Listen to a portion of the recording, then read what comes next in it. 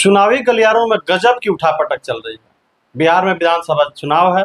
पार्टियों में नेताओं की अदला बदली शुरू हो चुकी है। बहुत सारे नेता जिनको ऐसा महसूस हो रहा है कि हमारी टिकट कटने वाली है, तो वो अपनी पार्टियों की अदला बदली शुरू कर चुके हैं। कुछ राजद छोड़ के जदयू में जा रहे हैं, भाजपा में जा रहे हैं, भाजपा के नेता जदयू में आ रहे हैं, राजद में आ रहे हैं, कांग्रेस में आ रहे हैं, वीआईपी पार्टी में आ रहे हैं।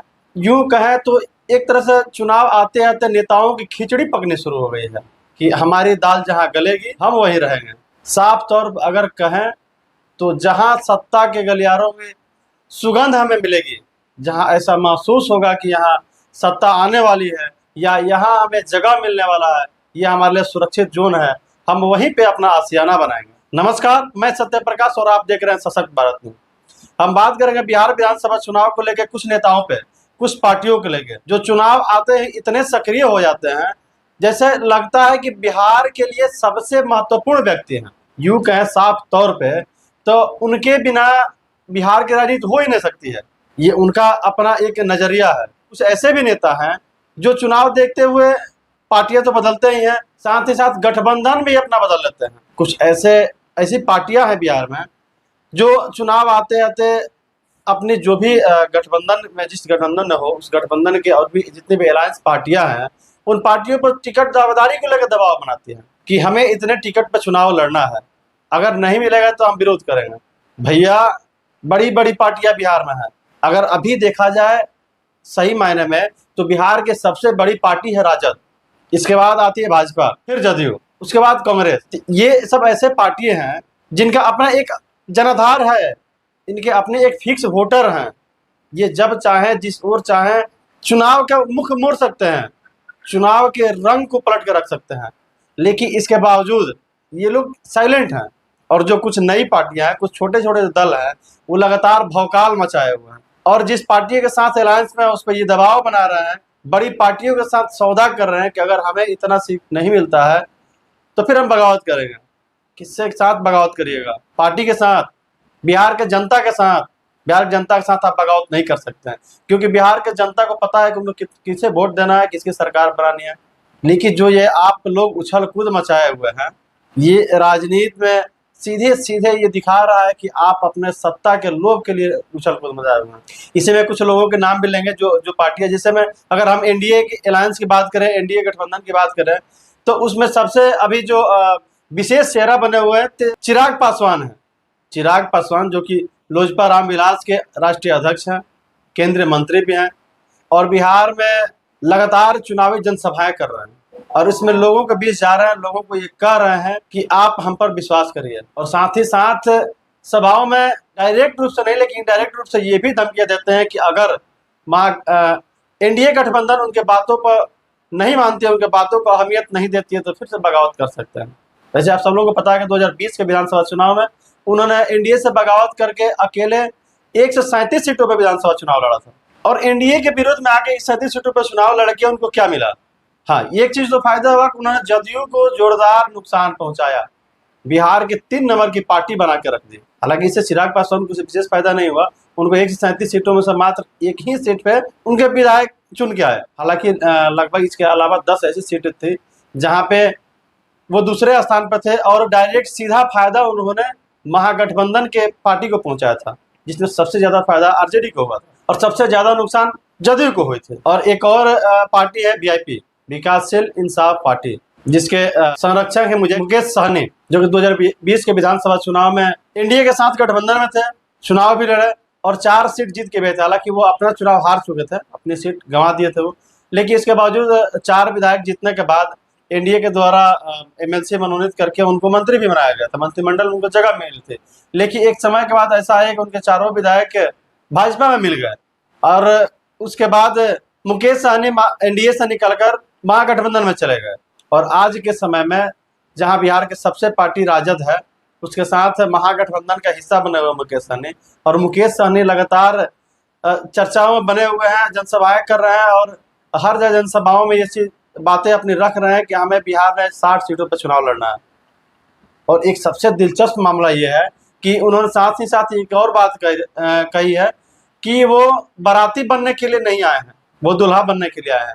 उनका साफ साफ कहना ये है कि वो विधायक या मंत्री बनने नहीं आए हैं।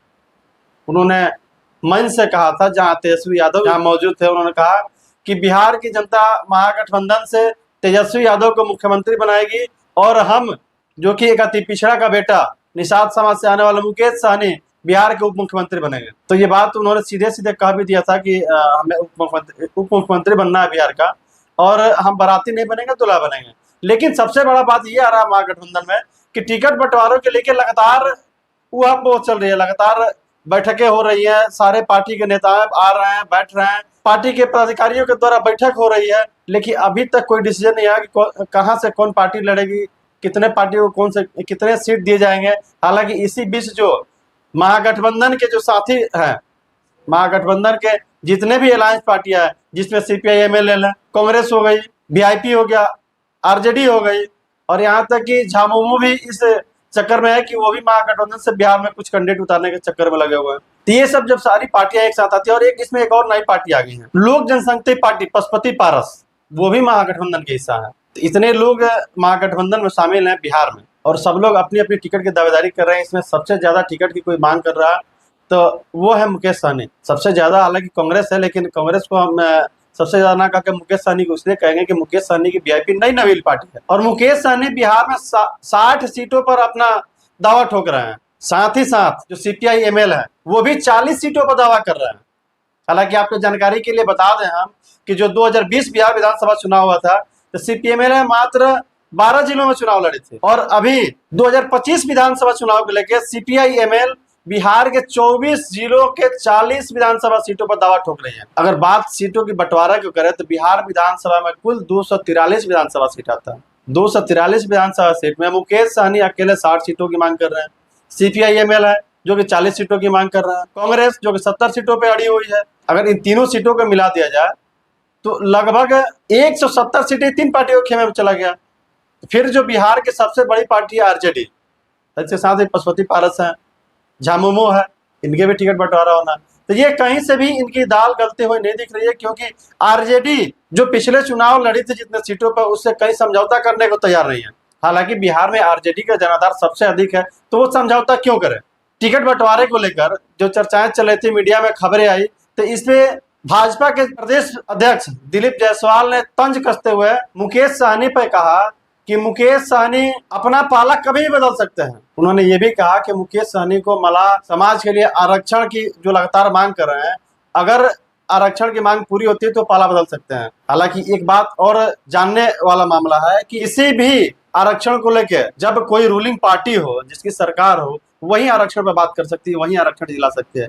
तो इसको लेके दिलीप जायसवाल ने ये बात कही कि मुकेश सहनी कभी भी पाला बदल सकते हैं, क्योंकि डबल इंजन की सरकार है बिहार में। तो इसलिए ये अंदाजा लगाया जा रहा है कि कहीं चुनाव से पहले मलाह को आरक्षण दे दिया गया तो मुकेश सहनी अपना पाला बदल के एनडीए के साथ भी आ सकते हैं। वैसे भी 60 सीटों पर मांग कर रहे हैं, अगर इतनी सीटें उनको नहीं मिलती है तो पाला बदलना सुनिश्चित है। बिहार विधानसभा के जो चुनाव है बहुत ही दिलचस्प मोड़ पर है। सारी पार्टियों में सीट बंटवारे को लेकर खलबली मची हुई है। सब लोग अपनी अपनी दावेदारी के लिए लगे हुए हैं, अपनी अपनी दावेदारी को मजबूती के साथ रख रहे हैं अपने एनडीए साथियों के साथ। लेकिन अभी कहीं किसी का कोई ये मामला क्लियर नहीं हुआ कि कौन सी पार्टी कितने सीटों पर चुनाव लड़ेगी। हालांकि सभी पार्टियों का हक है कि अपनी अपनी दावेदारी करें, लेकिन इसमें ये भी सबसे बड़ी बात यह है, सबसे अहम बात यह है कि राजद बिहार की सबसे बड़ी पार्टी है, और ये कभी नहीं चाहेगी कि हम आधे से भी कम सीटों पर चुनाव लड़ें, क्योंकि राजद का पहला फॉर्मूला है कि 123 से अधिक सीटों पर हम चुनाव लड़ेंगे, बहुमत से अधिक सीटों पर। ये बिहार की राजनीति है। चुनाव में अभी 2-3 महीने की देरी है, लेकिन पार्टियों के जो ऊहापोह चल रही है, जो टिकट बंटवारे को लेकर,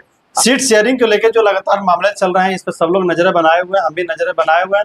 जैसे जैसे अपडेट आते रहेंगे हम आपको देते रहेंगे। आप हमारे साथ बने रहिए, जुड़े रहिए और देखते रहिए सशक्त भारत न्यूज। तब तक ले जय हिंद, नमस्कार।